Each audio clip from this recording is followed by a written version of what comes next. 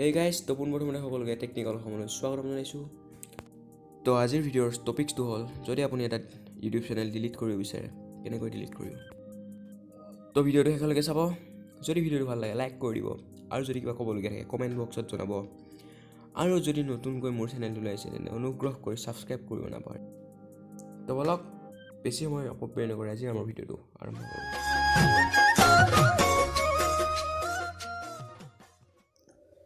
তো পোনপ্ৰথমতে আপুনি আপোনাৰ মোবাইলৰ গুগল ক্ৰম অ'পেন কৰি ল'ব। গুগল ক্ৰম অ'পেন কৰি ইয়াত চাৰ্চ কৰিব youtube.com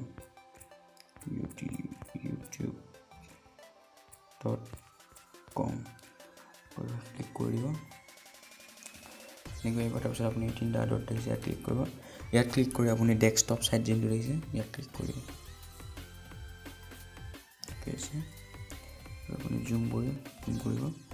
ৰাইট চাইড একদম কোণাত কিন্তু আপোনাৰ চেনেলৰ লোগো সেইটো দেখাব, তাত ক্লিক কৰিব। ইয়াত ক্লিক কৰাৰ পিছত আপোনাৰ যোনটো ইউৰ চেনেল বুলি অপশ্যন আছে ইয়াত ক্লিক কৰিব। ইয়াত ক্লিক কৰাৰ পিছত আপোনাৰ ইয়াত এনেকৈ আহিব কাষ্টমাইজ চেনেল ইউটিউব ষ্টুডিঅ'। আপুনি ইউটিউব ষ্টুডিঅ'ত ক্লিক কৰিব। ইউটিউব ষ্টুডিঅ'ত ক্লিক কৰাৰ পিছত আপুনি লেফ্ট ছাইডৰ একদম তলত দেখিবলৈ পাইছে এইটো এটা ছেটিং বটন দেখিবলৈ পাব, ইয়াত ক্লিক কৰিব। ইয়াত ক্লিক কৰাৰ পিছত আপোনাৰ এনেকৈ এখন পেজ খুলি হ'ব। তাৰপিছত আপুনি চেনেল বটনটোত ক্লিক কৰিব। চেনেল বটনটোত ক্লিক কৰি আপুনি যোনটো দেখিবলৈ পাইছে এডভান্স ছেটিং ইয়াত ক্লিক কৰিব।